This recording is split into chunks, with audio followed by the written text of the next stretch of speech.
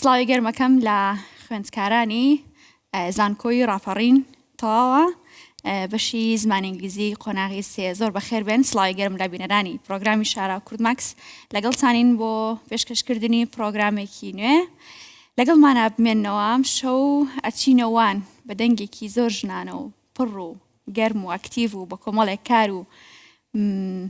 باری هونەریەوە ئەم شەو میوانی ستۆدیۆی پرۆگرامی شارایە کە ئەویش مەلەک ڕۆژ هاتە. بە دڵ و بە چەپڵەی گەرم پێشوازی لێکەین.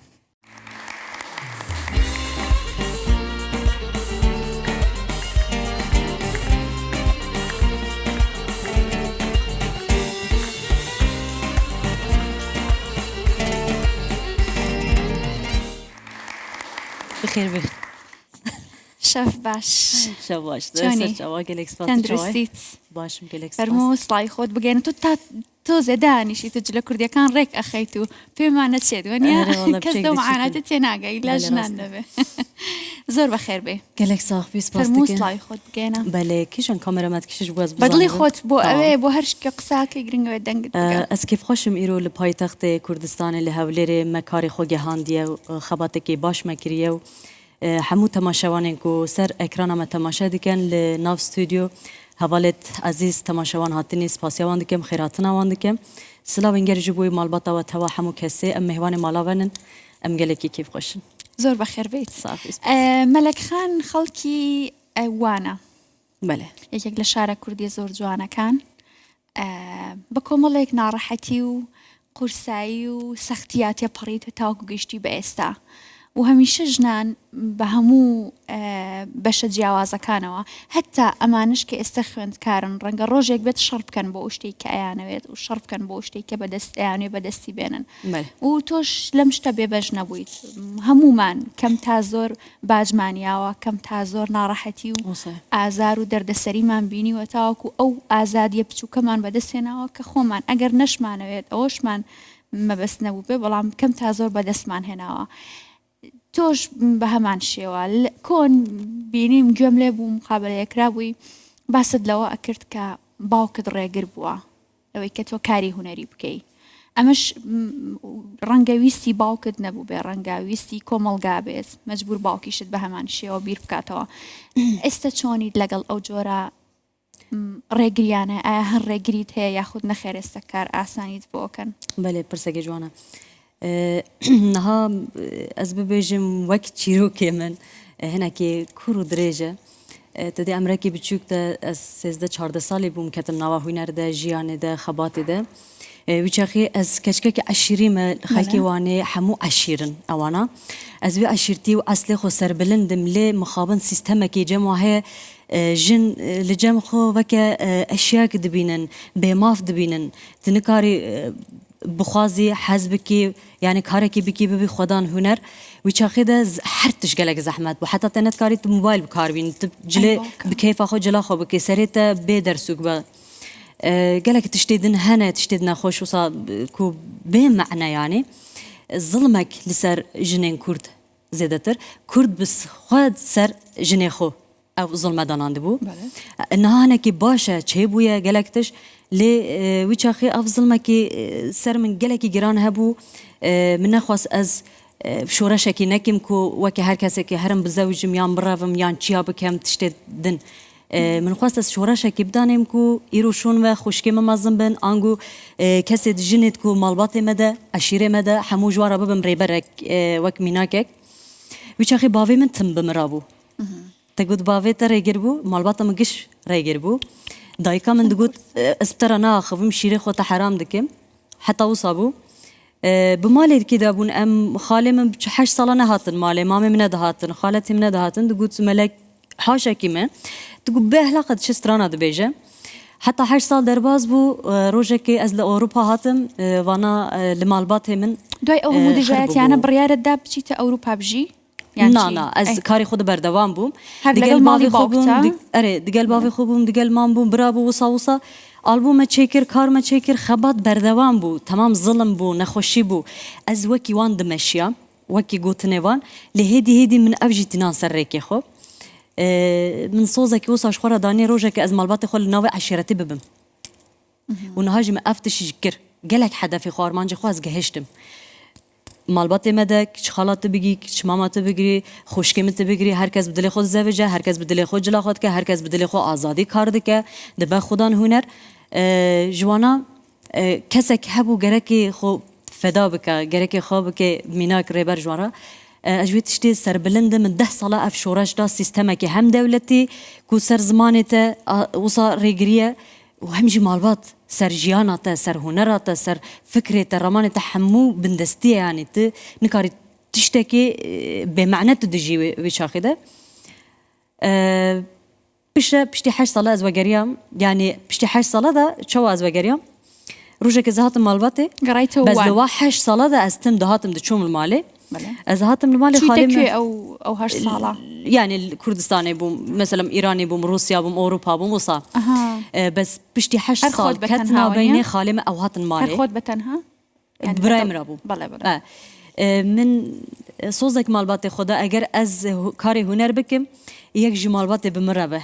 Heya ku ez zewac bikim, min zewacî nekiriye heta nû ji birayê min ew gel min in. Can ez birayê xwe diguhorînim. Dikim birayekî. Dî wextê te tema tu bizewce. Wisa. Niha wisa hatin malê xalê me ew xostoyê min dan kêf me hatin min got dilê min gelek şikestî bû, axaftin kiribû. Ji ber wê heya niho ji min xalê xwe ew qebûl nekirîne. Dilê min ji wan şikestiye ew me hez dikin, malbat zane min çi karek kiriye, çi xebatek kiriye, şoreşek kiriye. Hemû jî niha pê dilxweş in dayika min tim guhdara stranê me dike û dike girî. Yani keyfê te û rojên nexweşî tê bîravî ji helbet. Şara can li wan hemû nexweşiya de tu zanî berê 5 sala min seretaniyek derbas kir, min çi ciyana axaft lê min got tenduristiya min ne baş e ji ber ku diyar bû. Lê dîsa ez vê meselê de jî tenê bûm, lê ez gelekê xudan bîr û bawerim, gelekê îrada me xort e, xuda jî tavê halê karî kiriye ku ez vê nexweşî xilas bibim. Hêviya min ev e. Hemû nexweş moralê xwe tim bilind کاتە bigirin. قورسایی نەخۆشیەکە تێپەڕان. Lê param xelas bû elhemdülillah ya Rabbil alemin. سپاس بخوا. Spas bû. ئەوە کاریگەری لەسەر دەنگت هەبوو نەخۆشیە؟ Ne nebû. نەبوو. Nebû bez tehlûkê da bû helbet. Ama ez karê xwe berdewam bûm carwara, ez nexweş bûm jî lê veke min gotî ez moralê xwe min tim bilind digire û min ez gote kesê jî ew mesela me heye dayika min wan jî ne dizanê malbatê. Tenê bavê min dizanê. Lê ama dizanîn tenduristiya min ne baş e. 4-5 sala min wisa tedavî dît li Avrupa, Almanya, Tirkiye wisa. Bes ez derbas bûm. Li dermanên doktora na tiştên Kurdê giya û tiştê wisa. Ev gelek baş. بۆ چارەسەر بووی. Kimya سپاس qet min بخوا. kar nayîne gelek sağ. سپاس بخوا. ئێستا باوکت پەیوەندی چۆنە لەگەڵ تا؟ Gelek baş e. Bavê min jî gelek baş e. Dibêjit ez gel te bûme. Helbet min destê bavê xwe jî gelek dikişan wextê ku min re bû. Digel me bû ama piştî niha dibîne ez hêlam ku tenê îdî gel me nehat birayê me gel me bû. Xebatekî baş min pêşkêş kir, karê baş min pêşkêş kirin. Mesela çar zaravayên Kurdî min stranek çêkir. Hûn dizanin strana welat. Albûm, klîp, helbest, karê baş min kirin. Bavê min niha dibê temam e. Keda min neçoye avê. Ez bi tera bûm erê. ڕاستە. ئەچینە گۆرانی یەکەم هێشتا ئەم باسە قەپات نەبووە. دوای بەڵێ. قساکەینەوە لەسەرەوە باسەوە بەڵێ. گەمان لە گۆرانی یەکەمە بێ هەڵبەت پێم خۆشە ڕوونکردنەوەیکی بچووک بم. ئەم شەو تەواوی گۆرانی و بەرهەمە هونەریەکان بە پلەیباک گوێمان لێبێ و تا تۆمارکراون ئیش لە بەرەوەی کە ستافێکی زۆر گەورە لە نێو ئەلبومەیە کاریان کردووە. مەلەکخان پێی خۆش بوو کە گۆرانی و بەرهەمەکان بە پلەیباک پێشکەش بکرێن. ئێمەش بە پلەیباک گوێگرین بزانین دەنگی مەلەکخان و توانە هونەری کە بەکار هاتووە لە کارە جوانەکانیان ئەم جارە چۆنە. فەرموون.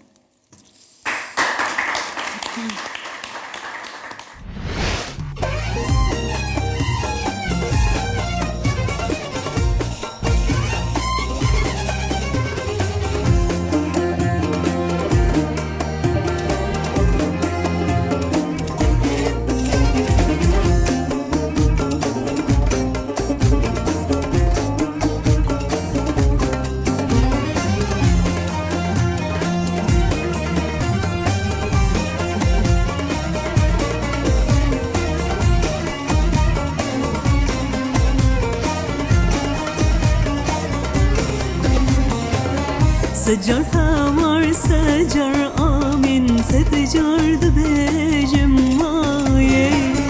دکیم گازی دکیم نالین دوتم dotumam çumatına Secar havar secar amin Secar dibejim ay Dikim gazi dikim nalin Dotumam çumatına ya Namu gena istena benim Dotmam dotmam dotmam eyle Dotmam dotmam dotmam eyle Dotmam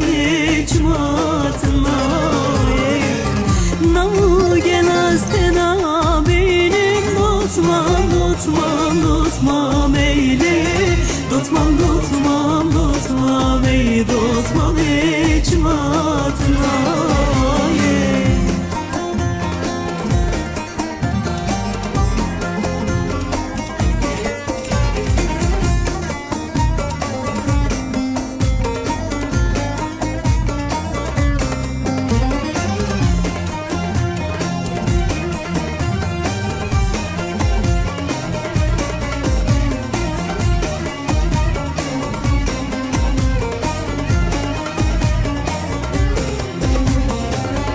Ji efsane sevine uruze beşe çişter diyar kim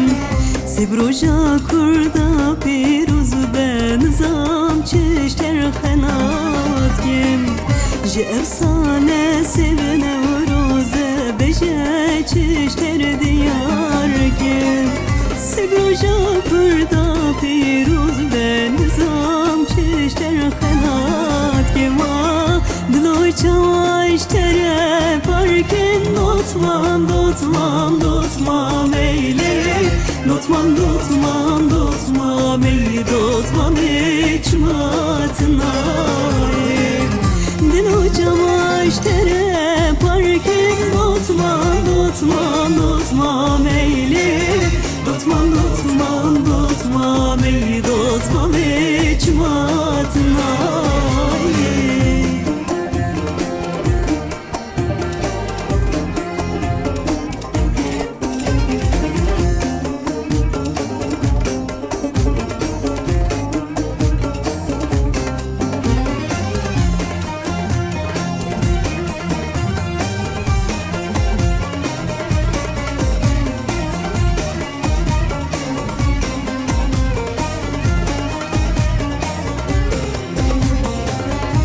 Çiçek dibi bin buk nizam Çiçek dibi bizay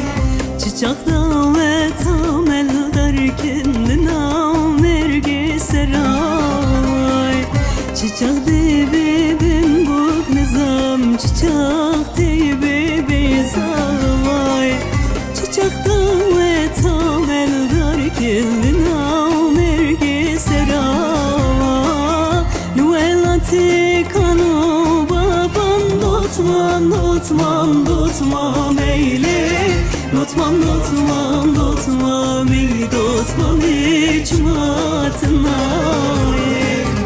Luella tikanu babam Dotmam dotmam dotmam eyle Dotmam dotmam dotmam eyle Dotmam çumatına Luella tikanu babam Dotmam dotmam dotmam eyle Dotmam dotmam dotmam eyle Dotmam çumatına Luella tikanu babam Dotmam dotmam dotmam eyle Dotmam dotmam dotmam eyle Dotmam çumatına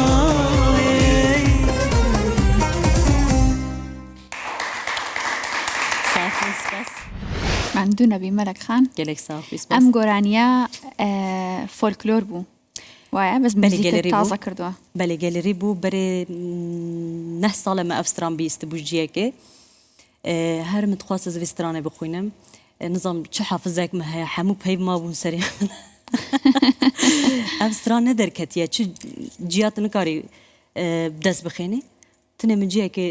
ڕونشتنێکی بیست بوو مخزم کرد سترانە دۆتمامی gelek خۆش چێ بووە بڕاستی لەکوێ کاری موزیکت کردو بۆ بەرهەمە بەرهەم ئەمە ئەسخوازم هەنێکی باڵا ئەمەیەکێکە لەو بەرهەمانی کە لەنێو ئەلبومەکەتایە دە گۆرانیە ئەمە تراکی هەشتم بوو کە خوێنمەوە نووسرا بوو گەلەری واتە فۆلکلۆر ئەجا پێم خۆشە هەندێک لەسەر ئەم ئەلبومە قسە بکەیم زین لەکوێ کاری میوزیکت کردووە ئەگەر هەڵە نەبم زۆرێک یان هەندێک لە بەرهەمەکان هەمویان فۆلکلۆرن وتوتەوە لە هەندێکا وایە چەند گۆرانی تایە کە ئاوازەکەت وەرگرتووە یان با بڵین گۆرانی ئاوازەکان تازەن ئالبوم بناوێ چیرۆکامە ئالبومە سێمینە لە ئستەمبولە هەمومە چێکر قەدا دەگەل سینان بۆزۆبا دەرهێنەرێ موزیکێ ئەو ئالبوم ji بووی me ev xebatekê hêjayê xebatekî ferq e ji ber çenek pêwî xerîk bûyî sê heyva em sersekinîn heta stranan helbest min diguhertin jê razî nedibûm helbestê xwe filan wisa deh traka pêk tê li wan strana du stran hunermend mamoste Seyda Perinçek dibêjin honkîne û beseyarê me beseyarê klîp kir awazekî awazekî yan helbest giştî me yek ji wan strana di nava albûmê beseyarê me klîp kir dîsan Stenbolê derhênerê vê Nûro Aksoyê derhênerê vê grafîkê û em bêjin resmêt me hemû tiştê me sêdiyê ji bergê wî jî dîsan Nûro Aksoyê destê wî sax bî karekî pir qalîte pir baş çêbûye belavkirin û nasîna albûma xwe me merasîmekê heybet çêkir fermû ser û merasîme bizanim bû merasîmet kir bo albûm bi rastî her kesek çê dikî ahenga çê dike albûma xwe dinasînî ahengekê çê dike aheng tên çêkirin lê heya niha ez bar nakim li tu hunermenda merasîmekê wisa çêkir be ji ber ku li vê derê gelek hunermendên baş rojnamewana û dazde weşana beşdarî kir û spasiya hemû kedkara dikim hemû xebatkarê weşan û yê we jî li wê derê amade bûn Kurd Max TV mixwast ez sêmîn albûma xwe ji ber ku cem min gelek klîp helbest kar xebat şoreş heye perwerdeya muzîkê gelek e mixwast ez vêya bikim weke kutubxanekê behs bikim bînim ziman li rêka konferansekê jî albûmê xwe yê nû pêşkeş bikim ji ber ku derhênertê aranjetê heta deng mix master zêdetir min vê albûmê de kar kiriye ne tenê min strantê de xwandiye xelas helbest çêkiriye karekî mezin me tê de kir hemû bibêjim giştiye sersekinîm heta tu dîzaynê bigirî tu klîp bigirî senaryo bigirî vana gişt sersekinî bûm albûma miya yekemîn bi navê Doriya Evînê Yaşar Baş Özde çêkê bû erebesk bû û ez vê çaxî hevdê salî bûm temene çend bû kata hevde bû ez bêjim hevde salî hevde geş hejde me albûm de êste çenî ez niha 25im her biçîkoleye bes me pey pey albûm çêkirin weke me gotî tenduristiya me xerab bû bi albûma duyemî jî min navî kiriye hêvî ji ber ku ez pir hêvî bûm li wê derê de gelek stranê min nebûn tinê du stranê min tê de hebûn lê vê albûmê de xebata min zêde ji ber ku mixwast zêdetir kontrol bikevî destê me de تویتیایە لەمەیە کەیتر مۆڵکی خۆتە جگەل لە ez bêjim 4 5 tê de ne baş yedin jî potporê gelerîne min stranek jî sevdasiza min hunermend birader min strana wî xwand strana gelek karekî baş me çêkir hêvî daran bi dilê evîndara wî dilê gelê me vî straneka evîniye گۆرانی هەشتەمت چەند بەشێکەوەنیە ئەسە لە سۆرانیە ئەوە زۆرە کە گۆرانی بێژە سۆرانیەکان چەند گۆرانیەکی ناوچە جیاوازەکانی کوردستان هەمووی هەڵە بژێرن دانەدانە و میکسیەکەن لە یەک پێش بە هەمان شێوەت کردووە چەند گۆرانێکی جیاوازت لە یەک گۆرانیە جێ کردوێتەوە ئەزانم هەمووشی یەکیانی ئارام تیگرانە یەکیان گەلەریە یەکیان هی خۆتە وەنیە دانێکیان هەری ئارام تیگرانە فەرمووی منە مەوسا karê xwe çêkiriye duyet çîroka me min navê albûmê kire çîroka me pişe min navê helbesta xwe kire çîroka me ev jî digel hunermendê hêja İbrahim Rojilat me duyet kiriye karekê modern û gelek xweş û hêja çêbû hem kirdoye yan nexêr ev jî me berdest e hem netevî hem jî evînî çêbûye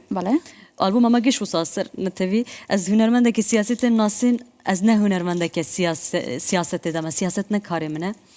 بۆچی لەبەر ez kesek wî gelê me ew gelek û 25 milyon Kurdê Bakur bin dest zimanê wan qedexe kar yani bibêjim mafê wan bin qedexe ez yek ji wan im ez mecbûrim bibim êş û jarê wan ev bibim zimanê wan لەبەر خاتری ئەمە کێشی سیاسی زۆر گەورەت بۆ دروست بووە بۆ من gelek هەتاوەکو توان بڵێم هەڕەشەی هەیە لەسەر تۆ یان لەسەر ژیانی تۆ محکەمێ me ئەمە چارەسەر بریاری گرتی بونی سرم بو لازم هاتم حوله هفت هیوا مام چه پاریز در بو انقره استانبول وصا بریاری گرتی بونی سرم رابو لبکره جزای که مزن مادی اما وصا شکر نها بردوام محکمه من او محکمه لسه كم سترانه توشي مشكله بوي نتن استرانا بهموي كليب من چاو بجمته چیای گاره بله ما کنسرت چیکرن چای قندیل بس 100,000 نفر هاتو بو بدره نتنی از بو وقت از محکمه جی درکت میجی خواست مگوت بلام تو سببك ابوي هنرمند دیج مبرم همیشه من جوارا گوت مگو اگر هم خوازم بگیرن گری که 100,000 وان نفر پیدا بکن بگیرن جبر کو نتنی از بو متدا لما خمره جبو پنبرا من د کنسرت دیاری چیکرن گلک سترانن سیاسی مخواندن کنسرتن سیاسی ده باکور ام بشتاری کر چالاکیه ده لوی چاخی سرجک دمک هبو دم آشتیه بو اما کمین و هاتنا خلکی یعنی هاتنا کردان نهاجی از هنرمنده که رسمی مل باکور ده جبوی ویجی بو من او قاسی بسکریک درکتن استکشکت بردوامه بس نه گرتی ان شاء الله نه بردوامه دوزا خو ام بردوامه شورش خو ام بردوامن طرس جبو عجلنينا يعني ابي يصدمين محكمه منه يصدمين محكمه بس من دس كارو خباتي خو شورش خو دوزا خو برده بردوامه بيد ان شاء الله وكان كدين ودا وكان كادس بي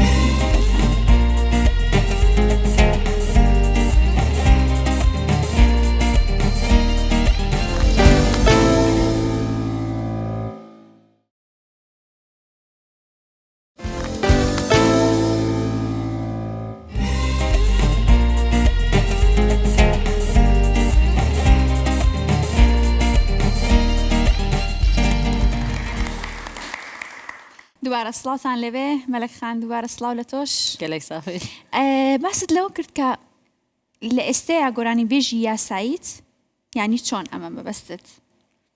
چابا من فهم نکر وتت لباكور واتالوان من اسا قراني بيجي يا سعيم ما بستت ما بس يا سعيد شي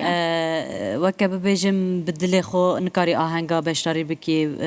بن كنترول آواندت بشتاري دكي آهنگا آنگو ام بيجن كاري كوت پیشکش بکی کلیپ آلبوم به چوابه بن کنترل آواندت آزاد نینی یعنی چبر کو او و بردوام بک بن چاو کریتو چالک هنر کانت دکیو برای کی بونن لوان برای ناکی لوان نیم استانبول دمین المالبات و بله زیادتر کاری هنرجی استانبولی تکرن براستی یعنی لوروپا اشتین استانبولی جبر کو در هنر باش مسین باش حمول استانبول ترکیه آنن لاستانبول گشتی دمینن هاتنا من از ببیجم کو از درکم دروی ولات لأوروبا وانجیا قد خيبو لأنها قد خرابوية راستا ما بسم لشاركي هنريا كان أونيا كا لاستوديو لا بقول لك كارا كانت توماركي لش استوديو يجيان كي وتاني لباشويش يعني ليرج أوانب كي بلام ما بسم بركوتن تلقى الخلقة أجر دروجي كبتو كونسرت يبكي لوان جاري كتير لقى الخلقة روبرو قراني بلي آهنگ بكن أما جاري كتير ناتواني ونيا بله تتكاري بس گرکی بیجوان اف کنسرت وچه آوای به ارگانیزه کرن سیاسیه نتویه تیچ استرانه بخونی گرکی وان آگاهدار بکی جوارا وی شرح بکی جاري كتير أويري همان وشتا بكي كا بيشو تركرده بس لفر يا اجي كنترول خود زانم شباب كم كاري خو يعني از کاری خود شورش خود بردوامم لینه وکی کو از ببیجم از دیسان وصا مسئله بکیم کو از بیم گرتین بله بردوامم ان شاء الله جوازیم البومات لقل البوم كاني دو البوم كيتر تاتشيا خباتاوی آلبوم من یدن از تن مخواند و در هنرتیا آلبوم دویمین مخواندن خود در هنرتی کر و مستران خواه بجارتن او قاس لوی آلبوم ده در هنرتی آرانجتی و چاوا و کیجان مثلا استرومان و بیلی خستن کیجان سترانه ده چاوا به آرانجتی مکر از ببیجم وکال مکر دسر وکال لیستا از سکنیم دیگه سینان بوزوا حواله کی باشه سینان براستی جما خباته کی پر باشه که رامان بو هست بو زیادتر او خبات همو به کنترل آمده بو میکس ماستر دنگیجی هر وصا از ترى ببيجم رنگي ملك بوي ألبوم ده زيادة ديارة دنگي بي هستي بي هلبستي بي أخيرة بله حتى ديزاينات تبقري حتى تبقري جلوبرغ مكياج حمو كنترول هم ده بي از سرسكيني ما از بخو صالون جينا چموي داري ده مخواستش تكي خوازاي چيبه تشتين كو تبيجي وكا جسم مرو ديار بكات نا بس تشتين مودرن هنا وكا جلوبرغ تبيجي ديزاين ده لي كسي كبو ديزاين كان بو دياريكا يعني الخوت كسي كنا كاسك نبويا حمو من بخود ألبوم ديزاين هرتشت حتى موزيك تبقري ديزاين تبقري كليب تبقري سيناريو هرتش مو كما قلتي اف خبات دك مازن بوجبوي من مخاصه مش بيجي ريكا كونفرنس كي هيبت ام بلاو بكن حمو دنيا جبرك اف 4 ساله 2014 حتى انا هم البوم چينا كربو وهم بسيكولوجيا قال لي ما هم بسيكولوجيا هنرمندا هم دم بدم هي فجاره كي وضع ما يعني وكي رفشا كرداتي جوهرتن ما جي نزاني ام كليبات سترانا تشتكي تشيب كان بيشكش بكن او اكونوميجي خراب بو دواري مادي جي دواري هنر جي بازار كرديش قالك خرابون هاجي وصايه اما هنا كبر باشي بد شي هي دارم كاري ما ازنا بخونه سكني من شيكر يدارم او كاري ما بدلي قال لي ما بيجي بدڵنیایی و بەدڵی کارێک لە دڵەوە دەرچوو بێ هەر لە دڵی شەنیشێ وەکو ئەڵێن لەگەڵ سۆشیال میدیا نێوانە چۆنە ئەبینم ئینستاگرامت هەیە بەڵام ئەوەندە نیە داتناوە یعنی ئەوەندە نیە دروستی کردووە وایە ئینستاگرام يعني شو ببيجم الزيادات تيكل نينم وان دمان دجبر ألبوم وكليب تشتتو صاحنا كي ركلام أم شيدكين اللي زيادتر از دخوازم مثلا حتى ريكا سوشيال ميديا جرينجا بله اللي تدبيني نسل تازه حمو جاهل انت ده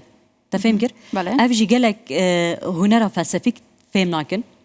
بلام جواني دقارن تشتين مودرن دقارن بيويستا بس ازدتر جرينجا ددم وشانا كنت دنگي خوب جهيني حمي كاتل لچرگيكو كاره هنريا كان تاگيني بونا بروجرامي كيلم شوي هم سوشيال ميديا هم وشانا اگر السوشيال ميديا تني بلافكي حتى حدك بس وشاني بلافكي دقهتا مليون إنسانة مقصد معه راستا السوشيال ميديا كانت خود حزد لينيا زور درب كوي يعني خود حزد لينيا يعني بلا كس شو بيجن بلا من ببورينن كو جهداروانن ما حاجة كريه حسكريه دنجة ملكة جهداروانن دنجة ملكة نامه دنيفيسينن براستي يعني كو تنامه كي بنيفيسيني أفدريج دكت أجينا خوازم جوازه کی بخین منوان برسفای بدم یاوی ندم از وصاناکم از برسفا گشتان آدم از سپاسی همو آجی دکم دل خوشم جی سپاس جبو نامت همو آنجی پشکریا همو آنجی جبو کومنت وان جبو لاینک وان همیا سپاسی وان دکم باشا بوچی اتوید لسوشیال میدیا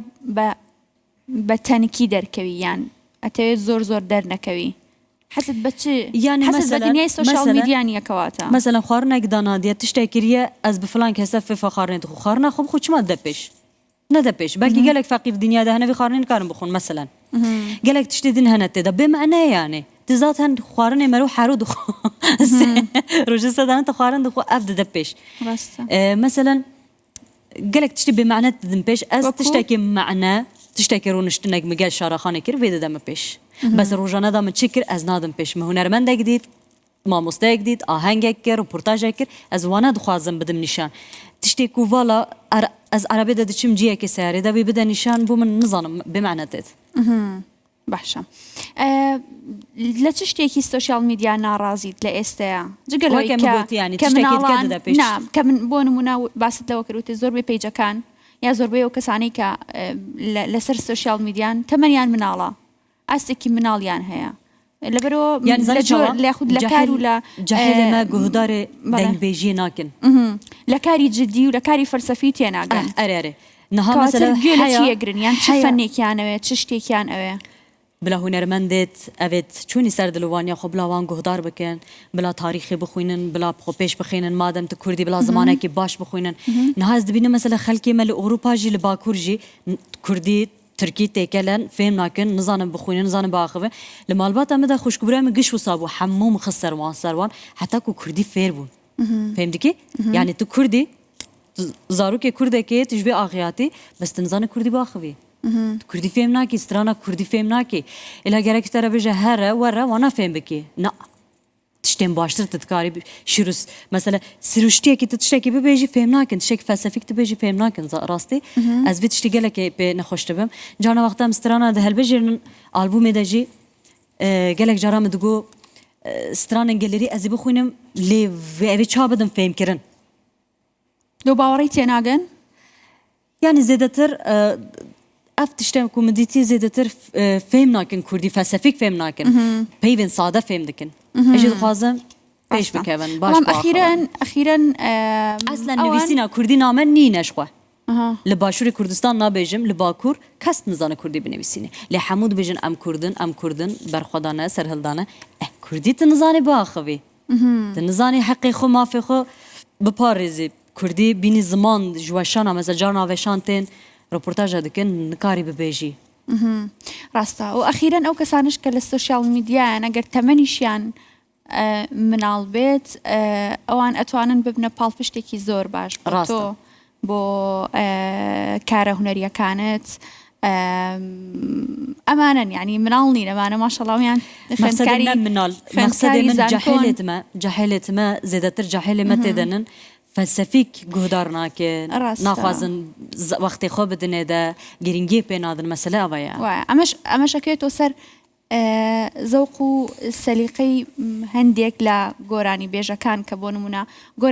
گۆرانیەک بڵاوەکەنەوە کەواکەن ئێمە و گەنجان و فڵان چین و فڵانەوە حەز بەو جۆرە کارە هونەریانە بکەن و نەحەقیشیان نییە یعنی ئەوەمان گوێ لێبێ بۆیە حەز لەوە ئەکەین چێژ لەوە وەرەگرین ئەگەر کاری باش و جددی و خۆت گوتنی کاری هونەری فەلسەفیمان گوێ لێبێ وەکو ئەو چینە کۆنەی کە ژمارەیەکی زۆریان وەستاون کاری هونەری ناکەن کەمان لەو کارە هونەریانە بێت سەلیقە و حەزمان لەگەڵ ئەوانەیە کە گرێتەوە ئەچینە گۆرانی دووەم سترانی دووەم با گوێ بگرین بزانین ئەم سترانە بووکو زاوایە بینن ئەم ستران هەلبەستیا ڕۆستەم مەحموودیە بووکو زاوا تراکی پێنجەمە بەڵێ فەرموون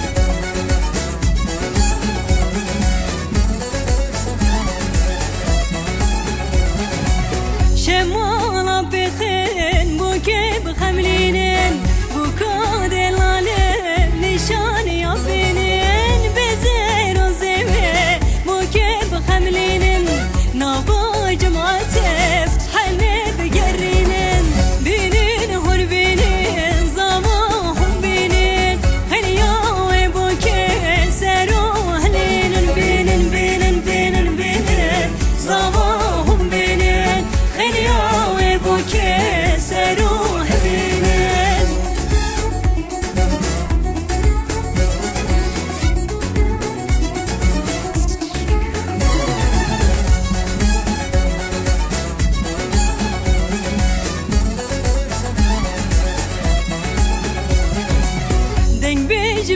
بجه دنگی تخوشتی قیزو خورتن me hatın davete Tevbo gozave ketin guvende Bebek lame dilan kışte Binin hul binin zavahum binin Hilya ve boke seruhlinin Binin binin binin binin zavahum binin Hilya ve boke seruhlinin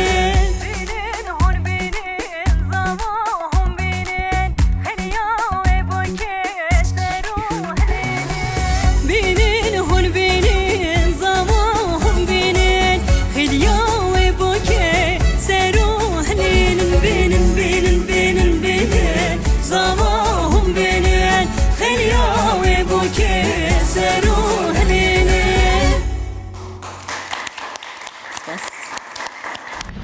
هەر ساخ بیت مەلەک خان ساخی بەخێر بیتەوە گۆرانەکەت باسی بووک و زاواتە کرد بله هاوسەرگیریت نەکردووە ساڵێن دیسان شارە پرسیاری قۆڕی کردەوە ئەخرەوە پرسیاری من نییە بخوا دڵیان پرسیاری دڵی هەمووتانە هەر هەمووتان بله هاوسەرگیریت نەکردووە تا ئێستا بەڵام حەزەکەیت هاوسەرگیری بکەیت و زەواج؟ نازانی بەڵێ آها نازانی قیسمەت و نسیب طبعا چۆنە قسمت نسيب دست خدايا حتى هم زواج نكريا بەڵام حەزیش لێ نیوە نییە بیکەی يعني نظام نين هر هذا نییە داواکارت نییە تەڵەبت بله هيا أزنا كي أفينيرا زحمات چونك بو من أبين بيروز از نخوازم بو یک دروژه که ساله که وقت خب برن حاجه کرنه که بگن چه بو چه و چه نبو نظام چه اتشت تو ساز نخوازم زانه يعني وقت گلکی گرینگه وایە هەستەکەیت وەخت هست گرینگه وقت گرینگه أفين بيروزه كو أفينيا كي بكي لازم تواكي تير لي بدي يعني توصل أوجي وصل جدل بحموتش جاری واشەیە ئەو تیروشتە دەست ناکەوێ هەر قیسمەتە قسمت حتى خوا ما چی بۆ تشتى نووسیت؟ بياخد چی لە ناوچەوانت نووسی ئەوێ ئەوە أنا بێت. خازم أشقك من الدين بكازاني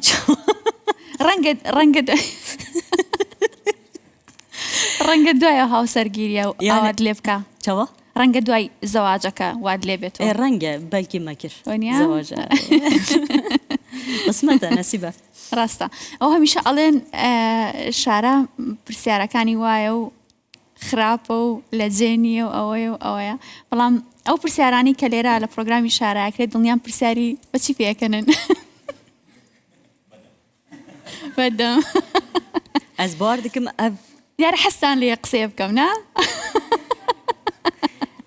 ئەنجا حەزەکەیت پرسیاری شخصیت لێ بکرێیان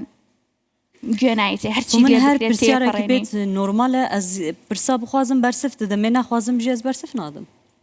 ئەوە زۆر زۆر تەواوە لەگەڵ خواردن دروستکرد ناچۆنی قالك باشم گەلێک لەبەروی بەتەنهاژیایی بێگومانە بێت هەم کابان بووبیت هەم أري يعني أم وصاتنا مزنكرن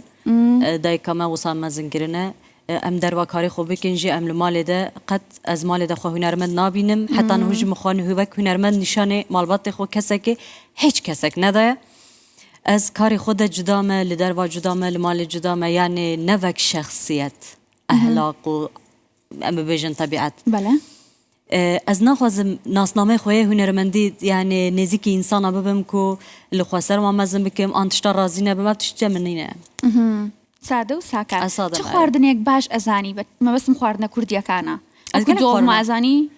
دولمه ام زانن بس نوکی بام خوش چید کن لور گلک تیکل گلک تامکی جدا نده از خوازم آها. بزانی بیم چی زۆر باشی چ خواردنێک زۆر لهر باشی خورنه که گوشت بس از ناوی وان نزانم کردی چه دویجنه ده بله بله. مثلا ببیجن کو فرنده هون گوشت هات کن تشتا دخین ئەو چی پێڵەنەوەی فڕنەکە خواردن فرن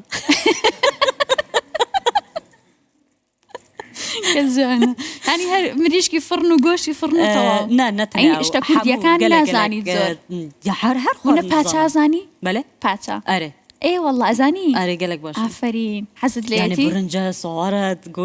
گوشت فرنية سرطبقة نظام چی ئافرین هر وانا حمونه کابانێکی باشیت کەواتە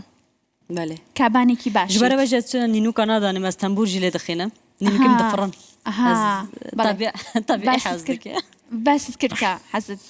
یان ئامێری تەمبورە ژەنیت لە کاری هەی بەس ستودیۆ لێ ناخێنم. ئەمانەیە چۆنیت باشم gelek باشم باشی؟ yani hemû چی بۆ هونەرمەند زۆر گرنگە بۆ نمونە هەندێک کەس ئەڵێن زۆر گرنگە هونەرمەند دەنگێکی باشی هەبێ هەندێک ئەڵێن میوزیک بزانێ باشە هەندێک ئەڵێن مەقام بزانێ هەندێک ئەڵێن نەخێر بۆ هونەرمەند زۆر گرنگە ئەدای خۆی لەگەڵ موزیک ژەنا ڕێک بخات یعنی تەنسیقی هەبێ یعنی جوانی و باشیەکانی دەنگی خۆی لەسەر ستەیجا دەربخا zanî çawa ye ku tu gel müzisyen abî müzisyen helbet perwerdeyê bûye digel te ye Bedڵniyayî. digerekî tu jî şarez abî tu nota bizanî Waya, tu waya, muqama rast e. bizanî maqam cudanin yani meselen dengê te xweş e lê tu nizanî bikar bînî dengê serî çi ye dengê kepû çi ye ê qurkê çi ye bi hemû pêk we çi ye wana gerekê te hemû perwerdeyekî baş te کەواتە hebî. شارەزایشت هەیە Belê, لەوانەکانی belê, سۆڵفێجا min solfej û diyafram û şanê deng min perwerdeyê dîtiye li hemû cîhanê ez îşte re bibêjim ji bo dengî yekemîn kesek û İsmail Kuçak min û Tarkan hûn dinasin me eyne rojê de emeliyatek derbas kir. Ji ber ku min de emek kir bû biçek zerer dengê min da bû eyne emeliyat me kir dengê min tamam herkes ditirsiya lê tirsa min nebû. Wekî îşte re bibêjim ew hem perwerdeyê dengê min jî perwerdekî mamostekî pir hêja ye. Weke din wexta ez çûm stûdyo çima ez dibêjim li mix master gelekî girîng e yanî hunermend heye min gelek dîtine ê me Kurdan zêdetir guhê xwe nadiman ji xula karo diçin stûdyo nizanin hîletê de heye ne zêde hîlevî karî de heye perê te dixwin û karekî baş te zindî çê nakin karên baş çê nakin lê hemû min dubare didalê xistin ku ciyê min keyf bêne dihat vê û salê bixînin bila ev kes bê ev filan kes bê yani tu fêm dikî tê çi bikî ku tu fêm nekê vê weke albûma min yekem duyem dan destê min xelas min nezanî çêkirin dane destê min ez gelekî pê aciz bûm ji ber wê yekê min got albûma xwe ya sêmîn müzik wê müzikal wextê rengê müzikal de vê kontrol bi destê min de bî ez ê jê fêm bikim mîx aranje derhênertê derhênerê mê xwandinê nebûye ê vokala nebûye ê mîx master nebûye وایە ڕاستە yani karekî baş û ji ber wê tane tane me çêkiriye hemû yek yek gerekî fêm bikî te deng hebî gerekê tu bizan dengê xwe çawa kar bînê ئەوە زۆر gelek گرنگە بینە. باشە دوایی لەسەر مەقام و مەواڵ و ئەوانە قساکەی نەسا چینە گۆرانی سێم تەواوە باشە. گۆرانی سێم مانگوێ لێ بێت زانین چه تراکێکە hunermend birader برادر sevdasız ama.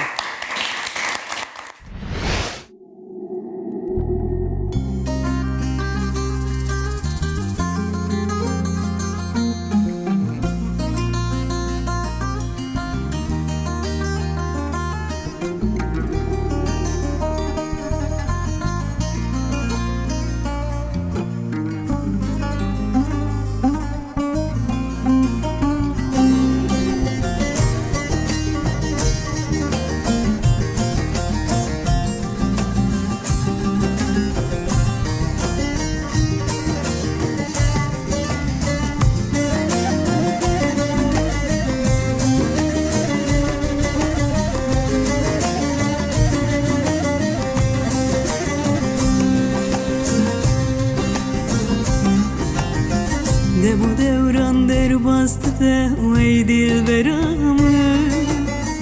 Rojek bitip hoşmam bebeğe binamı Le doramın pervaz ve vay dilberamı Le emrime khalas bebeğe binamı Pişti serim sebebi be vay dilberamı Khoyne dilde girandı be sevdasız amı Ronya çava kimdi be vay dilberamı Geru tev gernemadı be sevdasız amı Ronya çava kimdi be vay dilberamı Berinemam dermandı be sevdasız amı Eza çok hava kimdi be vay dilberamı Geru tev gernemadı be sevdasız amı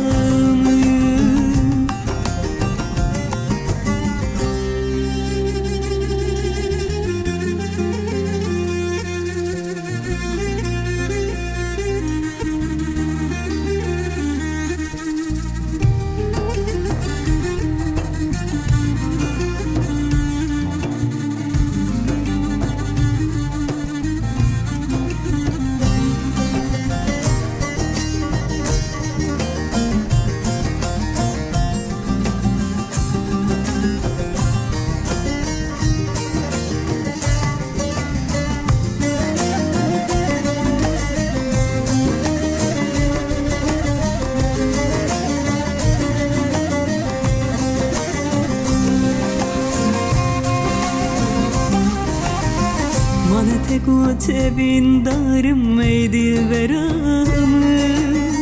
لست از دین و هارم به پینام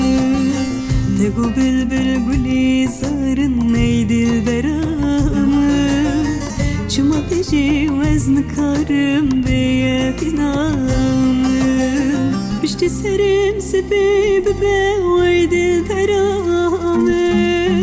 خوین دل دیگراند به sevdasızam Ronya çava kimdi be vay dilberam Geru tev gernemadı be sevdasızam Ronya çava kimdi be vay dilberam Birine man dermandı be sevdasızam Eza çok hava kimdi be vay dilberam Geru tev gernemadı be sevdasızam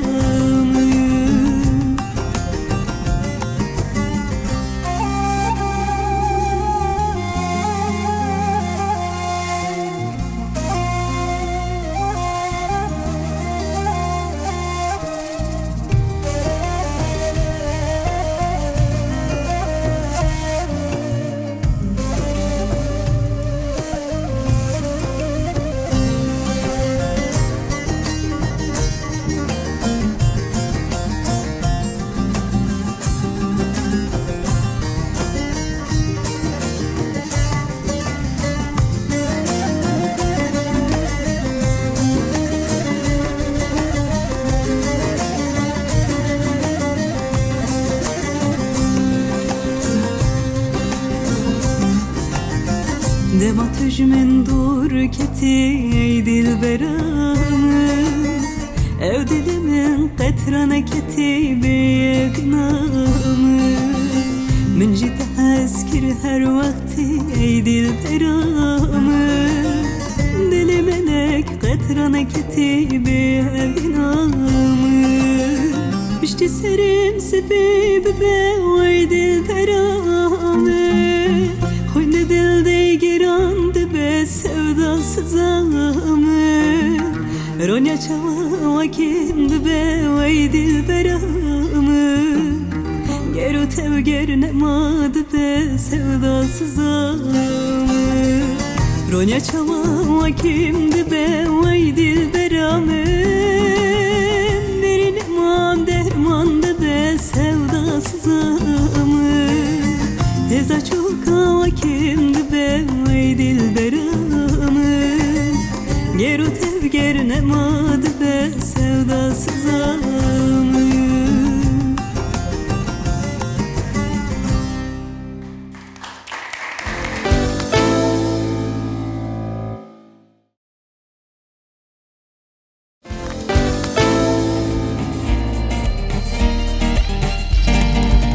دوباره سلاوتان لبه مرک خان دوباره سلاو هر ساقبی با گۆرانیەکەت سپاس. مەلەک یعنی چی؟ ملك يعني ملك شبو من معناوي نزده گرینگه از زاروک ما دایکا مخواسته وی ناوی بدانی سر من کو از بو ما هنرمند خواست ناویم بگو هرینه من نخواست تنی منو باوی من پاشنا وکش کردی مرا يعني جبو من شيكر او قاس يعني رازي لنا وقت يعني أري. رازي باشا لەگەڵ میوزیکە باشی تەمبورە زانم کەواتە بێت شارەزایی هەبێت لە مەقام و مەواڵ و ئەمانەیە چیمان پێشکەشەکەی ئەگەرمانێ گوێمان لە دەنگت بێ بە سروشتی دەنگبێژی گەلێکی گرینگە هەر کەس دەنگبێژی نکاری بکی ڕاستی ji ber ku dengê vê çawa bêjim te vê qowetê diyar dikê yani tu hunermendê ama tu nikarî ez bibêjim stranên dîwanî bixwînê dengbêjî bixwîn ji ber ku qoweteke divêtin ya me jî ev jî destê xwe ye xwe didî te vê tiştê ez bi vê dixwînim yan وەڵا بە مایکەکە بزانین زری قربان چاوێ رەشوم بەلەک چاوێ تەنەلێ ماڵا منێ بە قوربان چاوم بریێ بەلەک ئیرۆ قاشە بسورمەنەلێ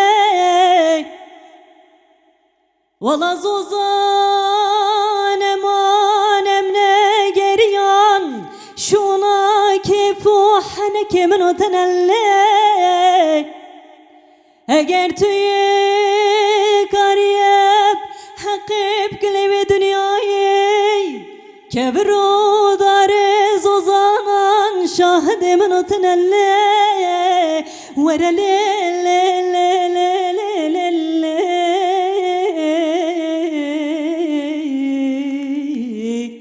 ولا وزي بمرم خلي بجات سبب لي ولا وزي بمرم خلي بجات سبب لي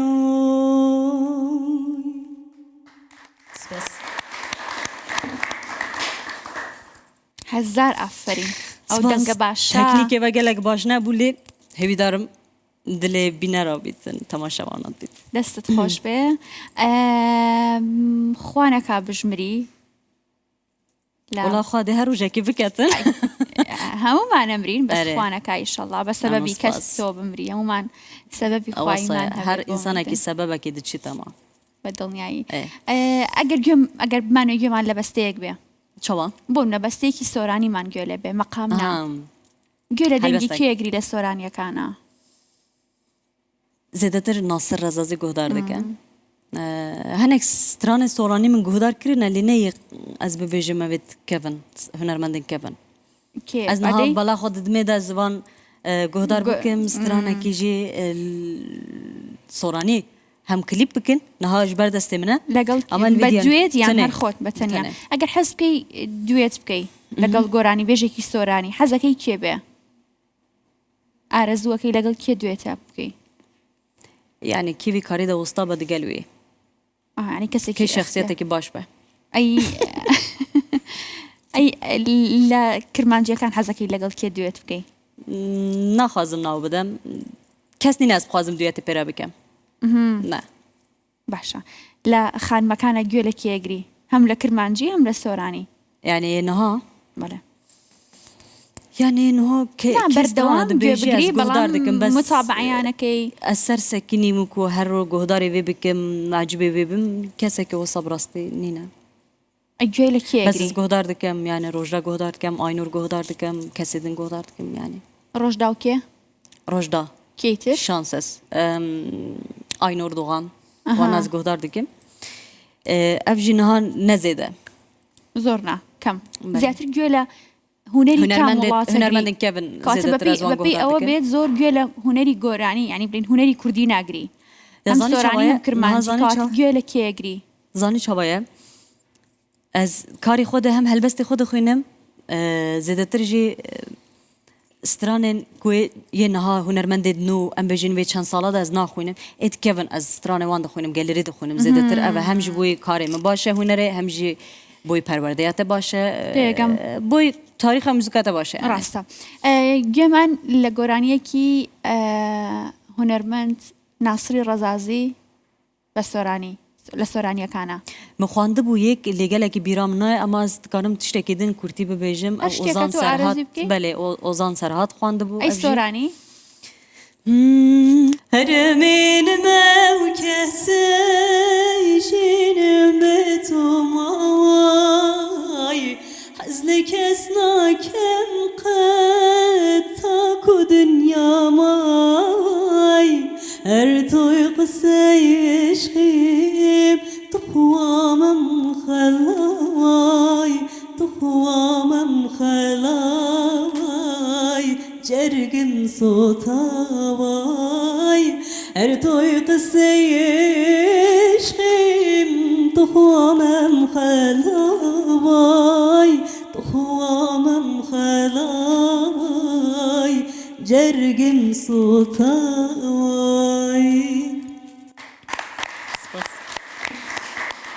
زۆر سپاس دەست خۆش ez spas dikim بچینە بەرهەمی چوارەم ئەچینە بەرهەمی چوارەم گوێگرین Başa Zayn Seyda Perinçek Emyanciye. dibêjin hûn kê ne? فەرمونون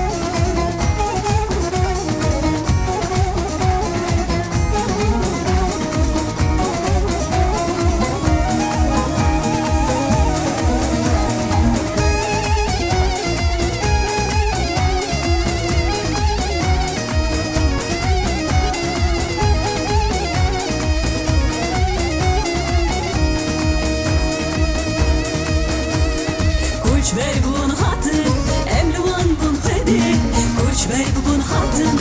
Emluan nun khedi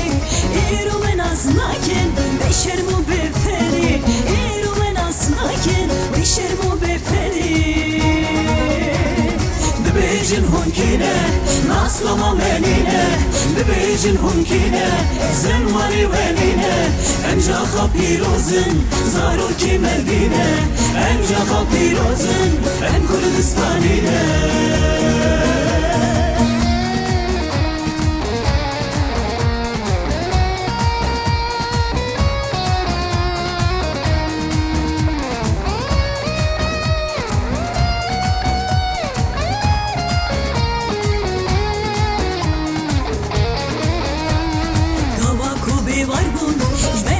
Tındira Gava kube var bum Jverdi go tındira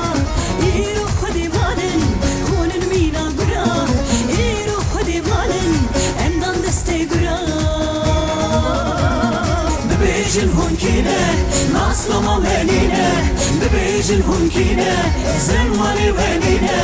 Emcaha pirozun Zaruki merdine Emcaha pirozun Em Kurdistanine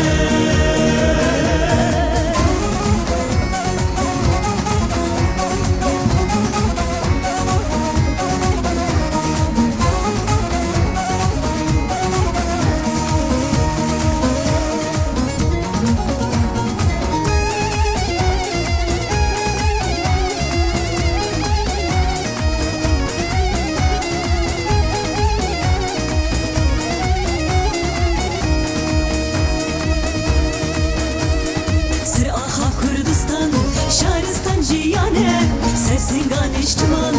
Şaristan ciyane Şbensiri temetin Tüdayka hemyane Şbensiri temetin Tüdayka hemyane Bebejin hunkine Naslama venine Bebejin hunkine Zenmani venine Emcaha pirozun Zaruki merdine Emcaha pirozun Em Kurdistanine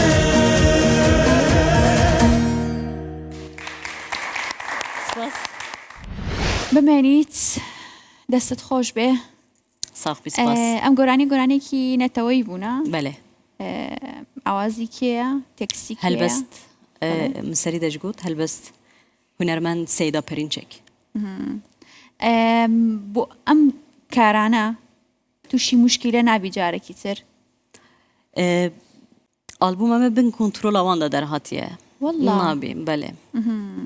بۆ نمونە بیان و تابی و گۆرانی لابیت لە نێو ئەلبومەکە تا لاتە برد تازە بەلاویە نکاری نەنا پێشتر کە بە فلتەری ئەوانە ڕۆیشتووە ئێستا نا ئەگەر وساکر بازێ خەمگین ببام ji ber ku stranekî gelekî kêfam jê re tê ez gelekî ji wê stranê hez dikim ji xwe neteviye ez gelekî stranên netevî hez dikim نەورۆز هات و گوڵ و ڕێحان جەژنە مەیال ویستویەکێ ئەمە گۆرانێکی نەتەوەیە نیە ئەرێ ئەو ژی دیسان ئەوە گۆرانێکی خۆشە هەرچە لە نەورۆزنی بەزەتوانی کۆپلێکمان لەوە پێشکەشکەی ez vê stranê baş bîra min nayê Nevruz hatu gulorihan Cejname yel bistu yekê Ew Nevrûza bika ciwan Agirê dikin serêrêkan دەست خۆش Spas دەست خۆش زۆر سپاس Spas ئەوە نییە زۆر باش وتت بیرت نەماوە زۆر باش وت نزانم gelek stran hene ez zêde strana serê xwe de digirim ji xwe wextê xwe de min û bavê xwe me gelek stran dinivîsandin helbestê kesan ez biçûk bûm ji bala me dikişan stranên gelerî êne tevî ez biçûk bûm ji ecêb bû min zêdetir guhdariya şêhrwana Kurdî dikir şivan mamoste şivan perver wisa me duyetek jî kir bû digel mamoste şivan perver me nedexist yani me belav nekir cem maye niha jî هەر لەبەر کێشەی سیاسی یان ئەرێ ئەیان وسا بەداخەوە داوای گۆرانیەکی هۆزان سەرحەتت لێ یەکەم باش یان ڕۆژدا هەر کامیان Ozan Serhad şehîd bûye û ji bo malbata wê ez xwazim li vir bibêjim ji bo hemû şehîdên Kurdistanê azadiyên cangûriyên azadiyên Kurdistanê hemû rehmet dixwazim malbatên wan re jî Kurdê me re hemû kesî ser saxî هەزار ڕەحمەت serê Kurdistanê sax bê ئینشاءالله Payîze ew dema چوب پاییزه اودن ما چوب برزبستان درد گرم بو برزبستان درد گرم بو.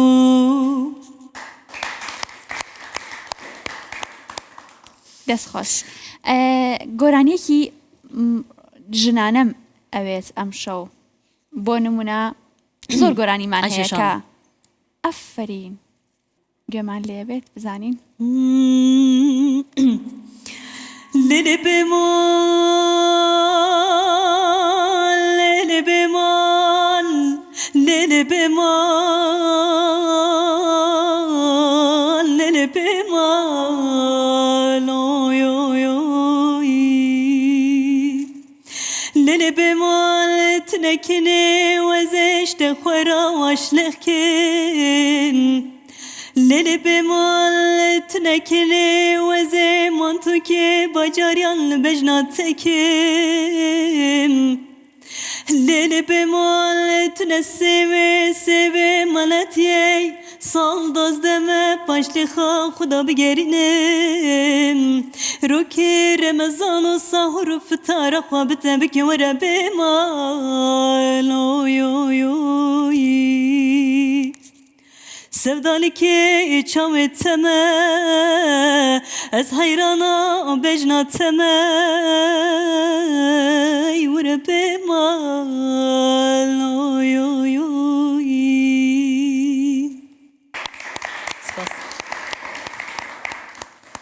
هەر بمێنیت کەلێک ساخت ساخت، ئەو دەنگە سپاس. باشت هیچ بیرۆکێکی کۆنسرتت نییە ئێستا هونەرمەندان زۆر کۆنسرتەکەن و سپاس بۆ خوای گەورە هەزار سپاس کە دۆخی سیاسی و ئابووری تۆزێک بژاوەتەوە باشتر بووە بەڵێ. هیچ بیرۆکەیەکت هەیە بۆ کۆنسرت کنسرت نها بو سری سال ام دفکرن لی کیجان ولاتی کیجان باجری نها ما بریار ندایا وان سروجا دمی بریاری بدن بەڵام مەبەسم کۆنسرتی تایبەتە بە کوردستان اره بله بله جبو سر سالی کنسرتی که یعنی تایبت ام دفکرن بزانن نەک چاوان دەرەوەی بێ. وڵات اگر کردستانی بین لدروی ولات بیجی باجرک ولات کی دی بیجی هر کنسرت تایبت جبوی من ام نها فکر دکن کی جانم تدی قدخیل سر چونامی ئەوروپا هەبوو نها ڕابوویە چەند کنسرت ئەوێ دەری لەمە چێ بکەن ئەوژی گەلێکی تشتێکی ئینشەڵڵا باشە باشترە بێت زۆر باشە پرۆگرامەکە وردە وردە تەواو ئەبێت دووبارە ئەلبومەکەت پیرۆز بێت سپاس دکەم گەلێک ئینشاءڵڵا ئەلبومی چوارەمت پڕپڕە بێت لە ئاوازی خۆت کە خۆت بە دەست و پەنجە و ڕۆحی خۆت دروستت کردبێ ئالبومێ چارەمیندا ئەس تەمبۆرژی لێ بخەم ئیشەڵڵا ئیشەڵڵا ئەس کاری زۆر سپاس باشتر دکەم چیت هەیە و چیت ماوە و پرۆگرامەکە باش بوو بۆ تۆ مرتاح بوو یان نا بەێ ئەس ڕەحەت بووم سپاسیەوە دکەم ئەس کێف خۆش بوو لە کوردستانی مەژی پێشوازیەکی گەرم مەکردن هەواڵ بە دۆست بە لە وەشانە خەباتکارن هەموو وەشانان کەتکاران وێ ئالبوما مدە ژناسینا وێ حەتان هۆ چێکردنا وێ حەتان و هەز ببێژم سپاسیا هەموو خەباتکاران هەموو کەسێ دیکە مەوێت کە دەوان گەیشتی کارێ من و سپاسیاوان مهوان ناوا ستودیو تماشاوان سر اکرانا ما تماشا دکن له هر چهار پارچه کردستان کردکی سلاوین گرم به ناو آلبوم آخه چیروکامه و سلاو دکم دیاری و دکم هیویدارم ایروشون و ام چیروکن آزادی بخوینم پیشکش بکن کارم باشتر هند کارن یوتیوب جمع تماشا بکن گهدار بکن کارم بردوامه ستران خوام حمیا دیاری و دکن مالبات شهیدا دکن بلان بیرانکن سپاسه که تایبت جبوی بلافکرنا بابلیون جی اورینت آژانس جبوی کنفرانس جی خدان ماریان هتل و دیسا دوباره دکم همو وشانن خبات کارن وشانن کو هاتنی کنفرانس و مراسم مدا گلک سپاس دستی و صاحبی سپاس دکم دوباره دڵخۆش بووم لەگەڵ تۆ بووم خانم گیان سپاس سپاس ماندوو نەبی سپاس بۆ ئێوەش کە تا ئێستا لەگەڵمانە بوون سپاس بۆ بینەرەکانم سپاس بۆ گروپی کۆمپانیەکانی سەدەف پلازا کە مۆبیلیاتی پرۆگرامی شارەدابینەکەن و سپۆنسەری جلوبەرگی من جلی کوردی ئیبراهیم و ئەکرەم ساڵۆن و تا پرۆگرامێکی تر پێکەگەینەوە لەگەڵ کۆتا گۆرانی و بەرهەمی مەلەک ڕۆژهات بەجێتانە یاڵم و دڵخۆش بن وەزم قسەیەکردمەوە دکەم قسەیەکی مەمات بیرامی ناگەلێک سپاس من gelek cara behs kir bes ez dixwazim bername te jî bibêjim şeş heft cilên Kurdî me durandir ji bo bernama û karobar spasiya karwan bezaz dikim xeyat helmet xeyat dikim ji bo durandina wê ji bo qumaşê van sponseriyekê wisa me kirin diyariyekê wisa me kirin spasiya wan jî dikim gelek سپاس بە هەمووانی کە هاوکاری تۆش بوون بله. دڵخۆش بووم لەگەڵتانم هەتاوەکو پرۆگرامێکی تر پێکەگەینەوە دڵخۆش بن ئارام بن تەندروست بن خواتان لەگەڵ فەرموون مەلەک خان بۆ کۆتا بەرهەم stran بەڵێ کۆتا ستران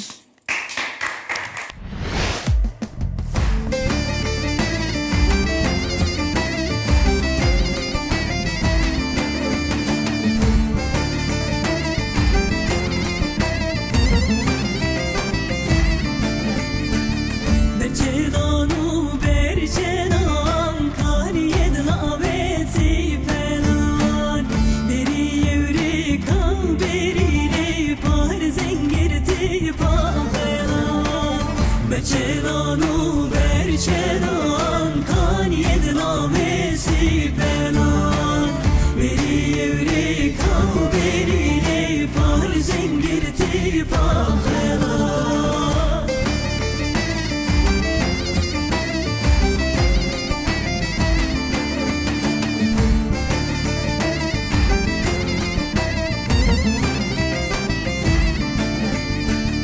Berçenan zumal hogi beri duredi hogi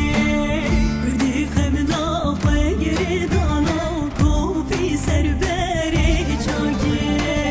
Berçenan zumal hogi beri duredi hogi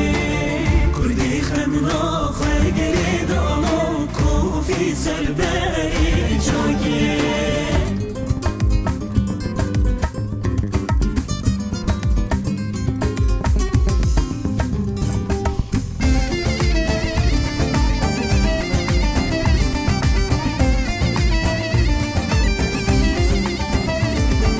Şirini halay halay çavreşkan ya gelay Şirini halay halay ve çavreşkan ya gelay Şirini halay halay çavreşkan ya gelay Şirini halay halay ve çavreşkan ya gelay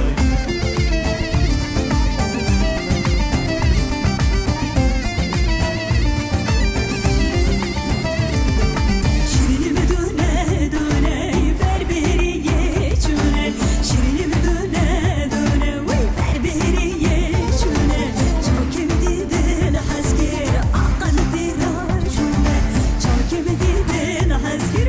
akıl virajüne Şirini halay halay çavreşkan ya gelay Şirini halay halay çavreşkan ya gelay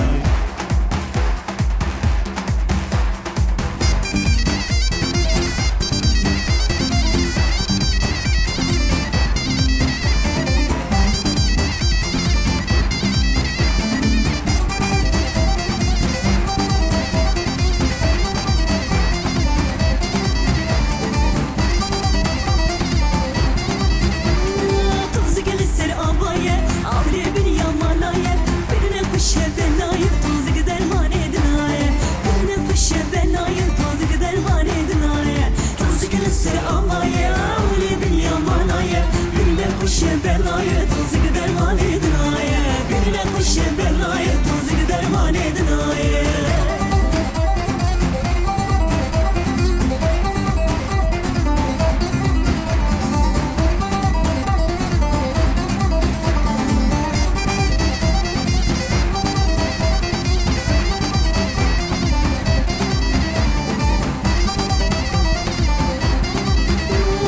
Hayrani reşe reşe, birine kuşa zerteşe Tozu gider damdık veşe, tozu gider manedinleşe Tozu gider damdık veşe, tozu gider manedinleşe Hayrani reşe reşe, birine kuşa zerteşe Tozu gider damdık veşe, tozu gider manedinleşe Tozu gider damdık veşe, tozu gider manedinleşe Tozu gelir avaya, öyle dünya manaya Birine kuşa belayı, tozu gider manedinaya Birine kuşa belayı, tozu gider manedinaya Tozu gelir avaya, öyle dünya manaya Birine kuşa belayı, tozu gider manedinaya Birine شبه